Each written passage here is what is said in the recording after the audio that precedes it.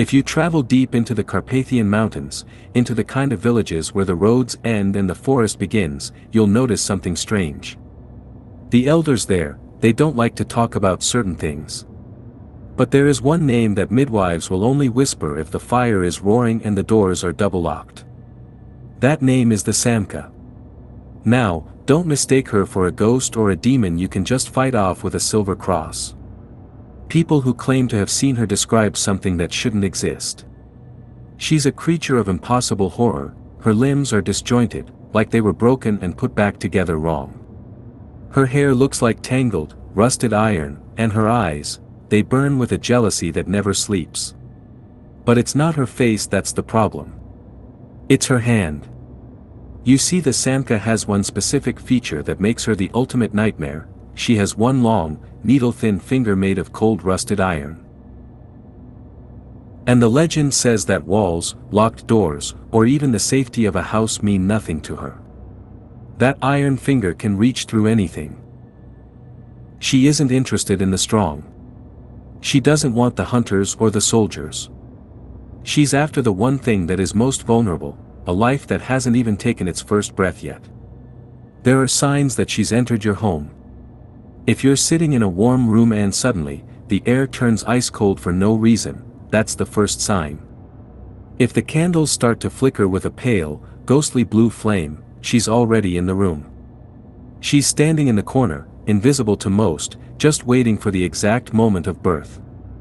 She wants to steal the soul before the baby can even utter its first cry. We're going into the darkest corners of Romanian folklore.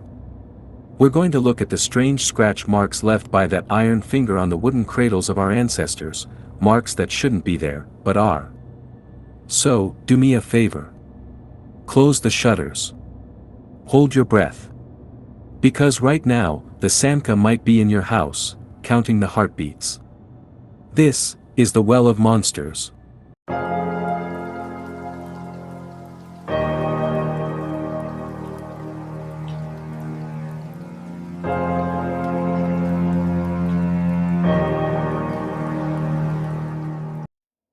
If you were to catch a glimpse of her in the pale moonlight of a Romanian forest, you wouldn't see a graceful spirit.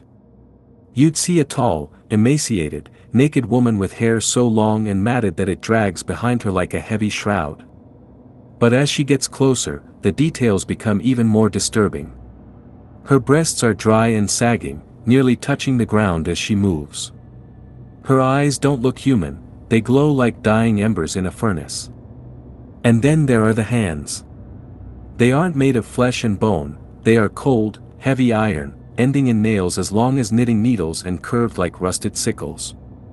When she speaks, a tongue of pure fire flickers between her teeth.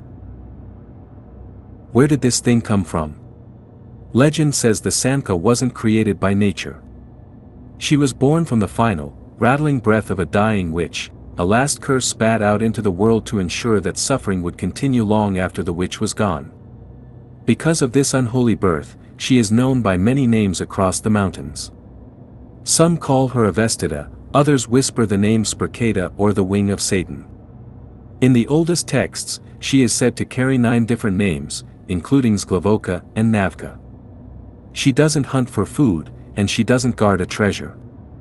The Samca exists for one reason and one reason only, to be the evil of children. She is a predator of the transition, the moment a woman becomes a mother and the moment a soul enters this world. She is the shadow that waits for the laws, the women in the delicate days following childbirth, knowing that in their exhaustion, they might leave a window unlatched or a candle unlit.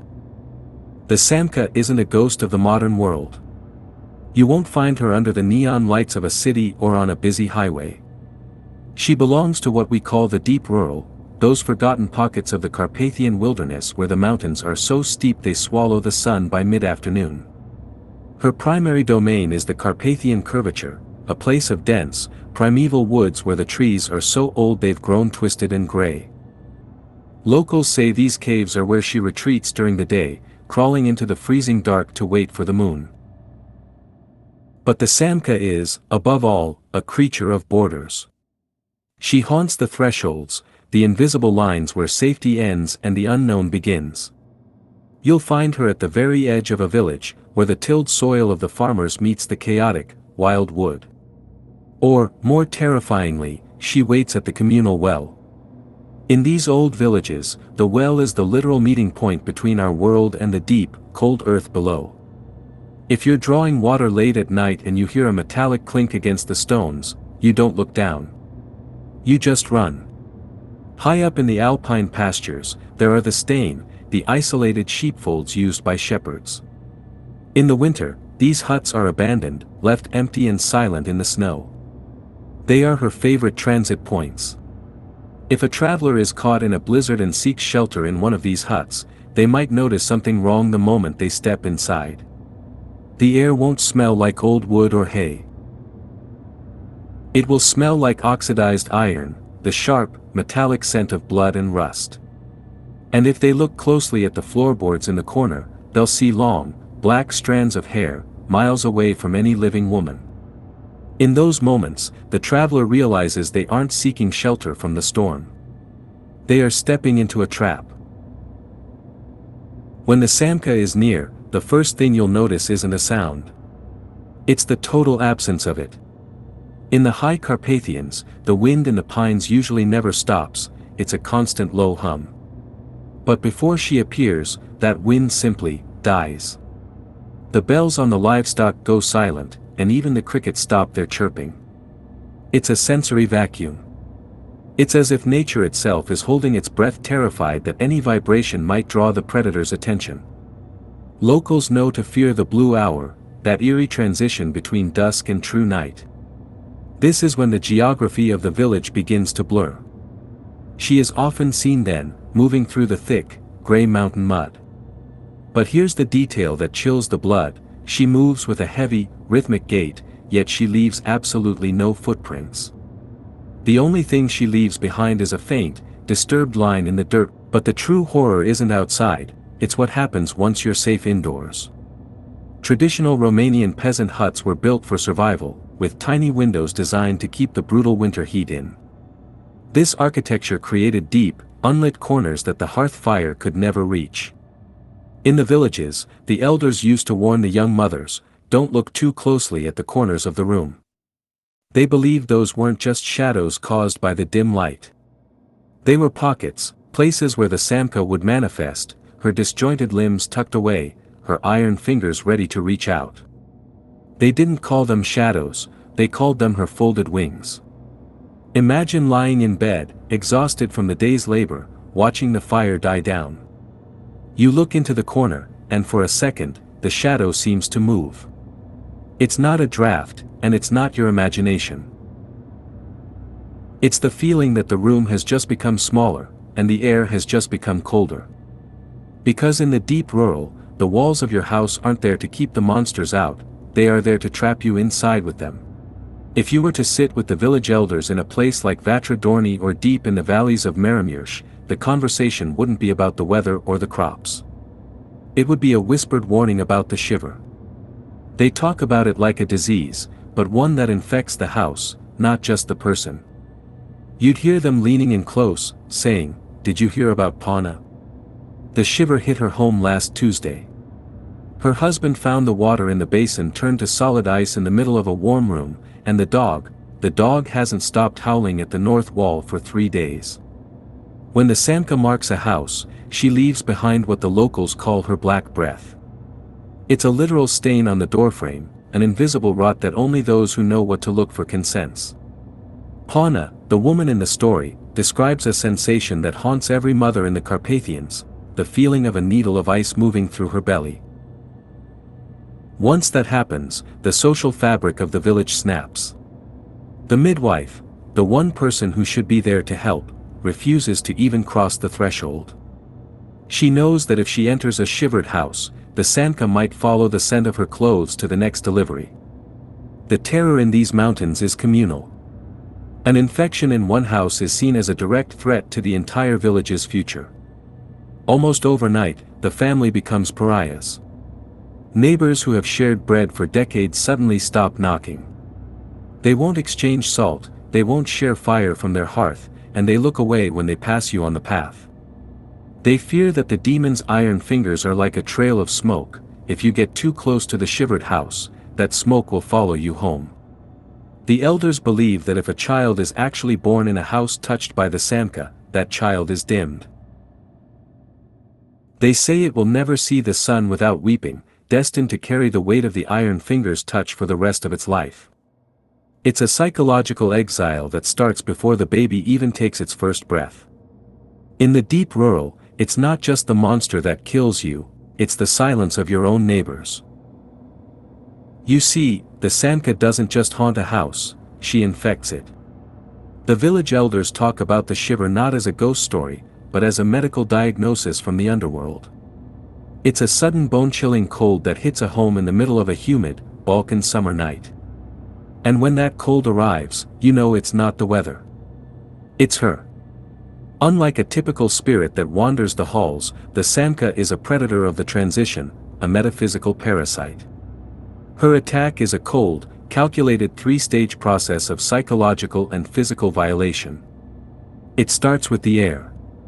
In the dead of a sweltering July night, the temperature inside the room will suddenly drop to near freezing. You'll see the oil in the lamps begin to thicken and turn cloudy. If you're awake, you'll see your own breath puffing out in white clouds in front of your face. This isn't just a draft, it's the total absence of life force. The room feels empty, even though you know you're not alone. Then comes the violation of space. The Samca doesn't need to turn a handle or break a window.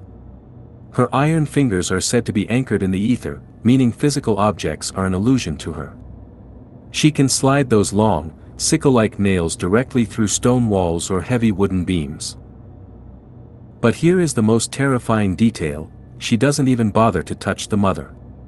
She reaches through the mother's skin and bone to touch the spirit of the child that hasn't even been born yet. It's a reach that defies biology, targeting the soul before it can even breathe. The final stage is what the locals call the cold burn. It's a spiritual infection that leaves a physical trace. In village lore, if a child was finally born but had a strange birthmark, something that looked like a deep scratch or a dark, faded bruise, the midwives would pull back in fear. They wouldn't call it a birthmark. They would whisper that it was the Samca's kiss. It was a sign that the iron finger had found its mark, leaving the child with a lifetime of bad luck and a physical reminder that before they even entered this world, something from the dark had already claimed a piece of them. Even if the child survives the iron reach, the mother is rarely ever the same. The Samca doesn't just touch the unborn, she drains the life force of the woman carrying it. In the villages, they call this the wasting. A woman who has been visited by the Samca will begin to change. She becomes pale, her skin turns paper thin, and her hair starts to fall out in clumps. Within weeks, she begins to look like a younger, hollowed-out version of the demon herself. The elders believe the Samca is a scavenger, that she steals the mother's vitality to fuel her own hideous, immortal form. It's a slow, agonizing theft of beauty and life. Then, there are the midwives, the brave women who try to fight back with herbs and prayers. But the Samca is vengeful. There are chilling stories in the archives of Marymyrsh about midwives who successfully delivered a marked child, only to wake up the next morning and find their own hands changed. Their fingers would turn as stiff and cold as rusted iron. They couldn't bend them, they couldn't feel warmth, and they certainly couldn't work again. It was the Samca's way of ensuring that the next time she visited that village, there would be no one left with the skill to stop her. And what about the men?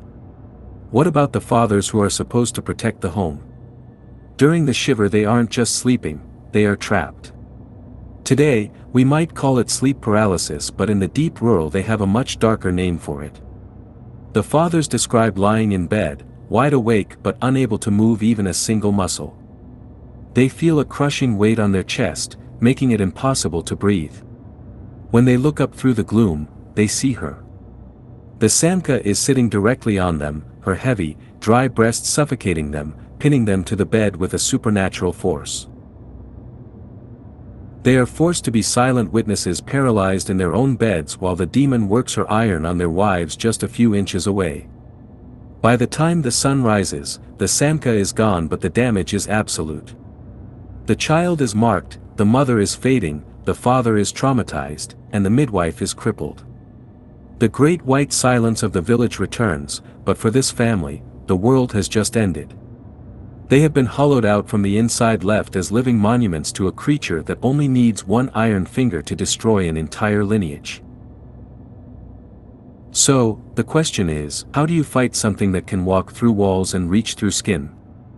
For centuries, the people of the Carpathians believed there was only one way to survive an encounter with the Samca. And it all goes back to a legend involving the Archangel Michael. The story goes that the Archangel once cornered the creature in the deep wilderness. He didn't use a sword, he used a rod made of pure, divine fire. He beat the demon until she shrieked, forcing her to cough up her greatest secret, the only thing that could actually bind her. He made her reveal her 9 true names. This is where the escape comes in. If a woman is lying in her bed and feels the shiver starting, that sudden, unnatural drop in temperature where the oil in the lamps turns to slush, she cannot scream. Screaming does nothing. Instead, she must immediately begin to speak. She has to recite those 9 names, one by one, out loud: Avasutsa, Gilka, Navka, Zglavoka, and the others. She has to name the monster to its face. Why does this work? In Romanian folklore, names have a physical weight. By speaking her names, you aren't just making noise, you are performing a spiritual unmasking. You are stripping away her invisibility and her power over your physical body. The moment you say her name, she is no longer a metaphysical parasite, she's just a cornered, hideous creature.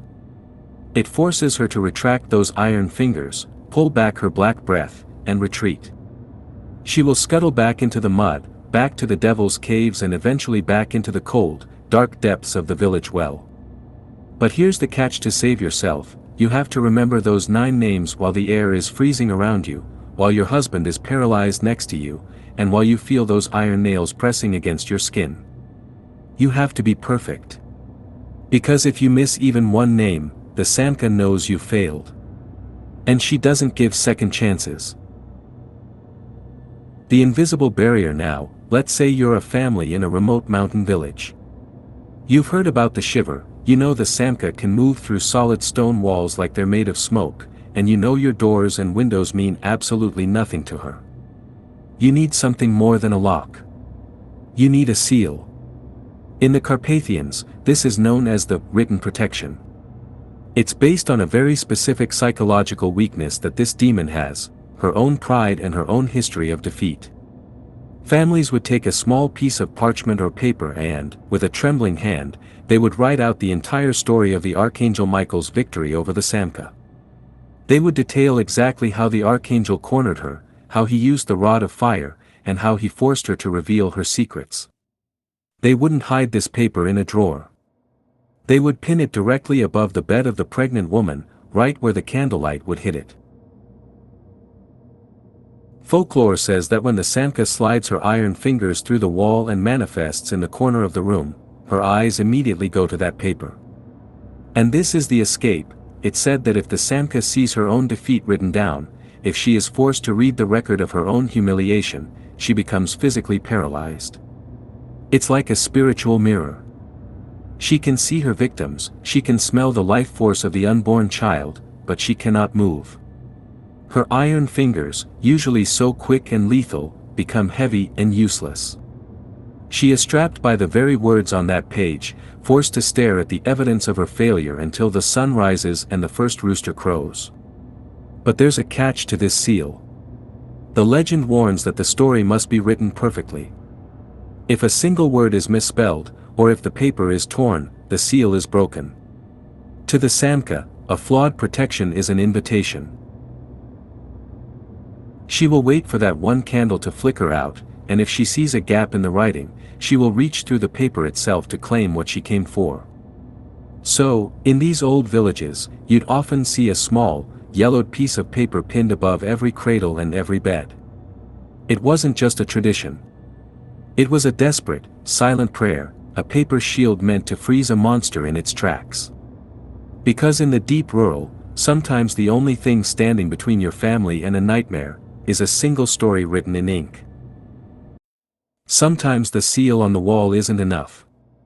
There are nights when a midwife arrives at a home and she can feel it the moment she steps over the threshold.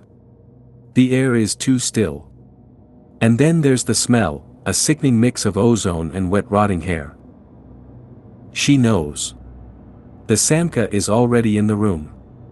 In that moment, the midwife doesn't panic. She reaches for her bag and performs the circle of salt. She draws a thick, unbroken loop of blessed salt and holy water around the mother's bed. This isn't just a tradition, it's a consecrated boundary. The Samca is a creature of pure, jagged chaos, and she physically cannot, cross a closed, holy loop. The midwife then steps inside that circle, grabbing the mother's hand, and they stay there, frozen, praying in the dark until the first rays of dawn break through the shutters. But what if you don't have a midwife? What if you're alone? Well, the villagers had one more trick, a way to use the Samca's own twisted mind against her. They knew she was an obsessive, meticulous entity. So, they would set a decoy. Outside the bedroom door, they'd place a simple wooden bowl containing a single needle and a tangle of bright red thread. It sounds harmless, but to the Samca, it's a trap. When she sees that needle, she is hit with an uncontrollable compulsion. She has to thread it. Imagine the scene, this monstrous creature, with her long, curved iron hooks for fingers, hunched over a tiny needle in the dark. She tries again and again, her metallic claws scraping against the wood, the red thread slipping through her iron. She becomes so hyper-focused on this impossible task that she forgets why she came. She stays there for hours, frustrated and obsessed, trying to master a human skill with her demonic hands. She doesn't notice the shadows fading. She doesn't notice the birds starting to sing. And by the time she realizes she's been tricked, it's too late. The sun, the one thing the Samca cannot survive, hits the floorboards. She is forced to dissolve back into the shadows, defeated not by a sword, but by a piece of string. These stories aren't just fairy tales to the people of the Carpathians. They are the rules of a world where the dark has a name and a face. They are the reasons why, even today, in the oldest houses, you might still find a bowl of red thread by the door or a circle of salt under a rug. Because as long as there are heartbeats in the house, the Samca is somewhere out there, waiting for the fire to go out. But here is the most chilling part of the legend. Old-timers in villages like Suceava or deep in the heart of Maramureș will look you in the eye and tell you that even if you use the salt, even if you recite the names, and even if you trick her with the red thread, you are never quite the same. To the elders, an escape isn't a victory. It's just a temporary truce. They have a saying, you can chase her out with garlic and salt today, but the Samca does not forget.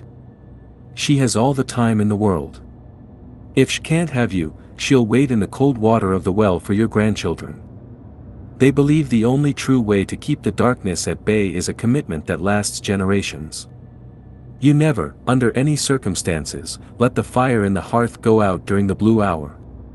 Because the moment that flame flickers and dies, the boundary between your living room and her devil's cave disappears.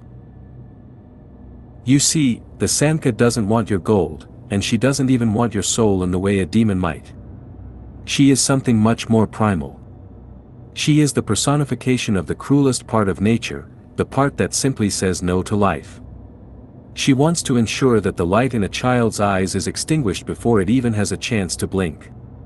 She is the shadow that hates the sun, and she is patient enough to wait for 100 years just to find one unlatched window. If you're sitting there right now and you suddenly feel a cold breeze against your neck, or if the air in your room just felt a little too still, don't look at the window. The windows aren't where she comes from. Look at the walls. Look at the shadows in the corners of your ceiling. And if you want to make sure you have the 9 names of protection on your side, go ahead and hit that subscribe button. We are the ones documenting the things that the modern world tried to forget, but the mountains.